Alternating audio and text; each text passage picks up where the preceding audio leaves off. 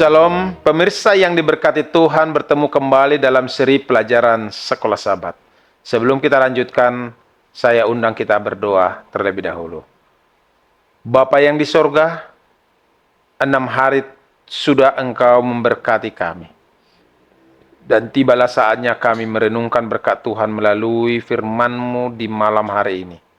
Saat kami akan masuk kepada Sabat-Mu yang kudus. Ketika kami datang berkumpul bersama-sama dengan keluarga kami, saudara-saudara kami, saat itulah kami mengetahui bahwa Tuhan masih bersama-sama dengan kami. Oleh sebab itu, urapi kami Tuhan sepanjang pelajaran ini, dan biarlah nama Tuhan boleh dipuji dan dimuliakan. Terima kasih ya Bapa, dalam nama Yesus kami berdoa. Amin. Saudaraku, pelajaran Sekolah Sabat kita Jumat 6 September 2024, pendalaman.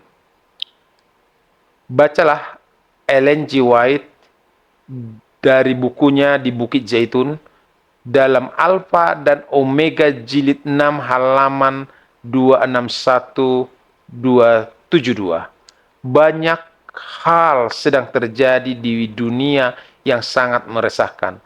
Orang-orang benar-benar ketakutan dengan apa yang terjadi. Bagaimana kita sebagai anggota gereja Masehi Advent hari ke-7 yang memiliki semacam informasi mendalam mengenal berbagai peristiwa, menggunakan hal-hal ini untuk mengarahkan orang-orang kepada pengharapan yang kita miliki kepada Yesus dan janji kedatangannya? Karena kita tidak mengetahui saat kedatangannya yang tepat, kita diperintahkan untuk berjaga-jaga.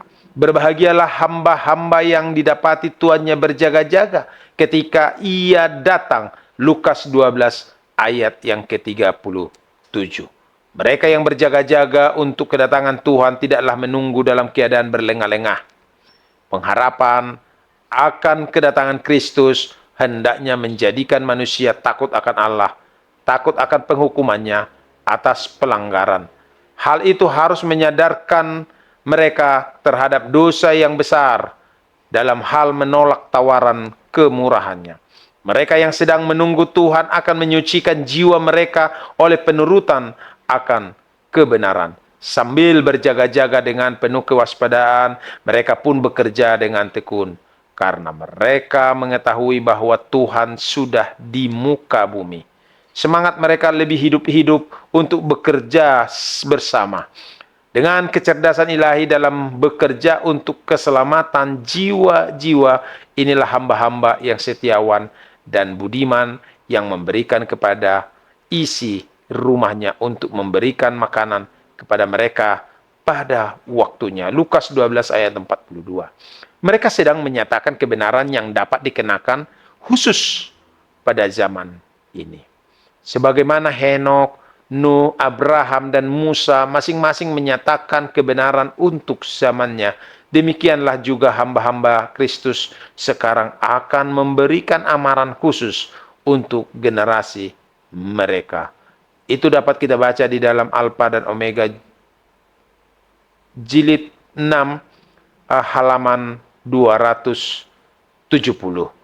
Mari kita mau melihat dulu pertanyaan-pertanyaan yang dapat kita diskusikan untuk hari ini. Yang pertama, memberi kepada pekerjaan Tuhan adalah suatu hal, memberi dengan pengorbanan adalah hal lain. Apakah perbedaan dan mengapakah perbedaan itu penting?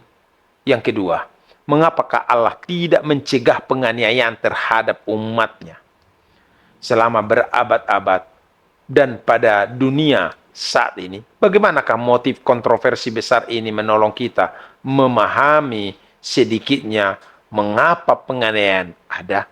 Yang ketiga, saudaraku, apakah tanda-tanda kedatangan Kristus yang paling menonjol bagi Anda di dunia saat ini? Pikirkan tentang keadaan orang mati dan fakta bahwa orang mati tertidur sampai Kristus datang kembali. Orang-orang menutup mata dalam kematian, dan apakah hal berikutnya yang mereka ketahui? bagaimanakah gagasan ini menolong kita melihat bagaimanakah bagi setiap orang kedatangan Kristus yang kedua kali selalu dekat.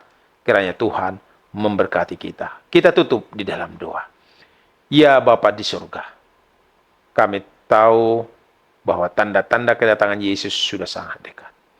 Banyak nubuatan telah menceritakan, banyak tulisan telah menuliskannya, dan Yesus telah mengamarkannya melalui murid-muridnya. Oleh sebab itu Tuhan, saatnya Engkau berikan kepada kami kekuatan, kesempatan untuk boleh bangun dan berjaga-jaga agar kami Tuhan tidak lalai, tidak terlelap dalam segala kehebatan dunia ini. Tuhan, kami rindu bersama-sama dengan Engkau di surga. Kami rindu ingin menikmati dunia baru yang tiada lagi sakit penyakit, tiada lagi kesusahan, tiada lagi tangis, dan akan hidup selama-lamanya. Terima kasih ya Bapa, berkati seluruh pemirsa dan semua jemaat-jemaat yang mendengarkan renungan ini. Biarlah nama Tuhan boleh dipuji dan dimuliakan. Terpujilah Engkau Tuhan, jadilah kehendak-Mu dalam nama Yesus Kristus kami berdoa. Amin.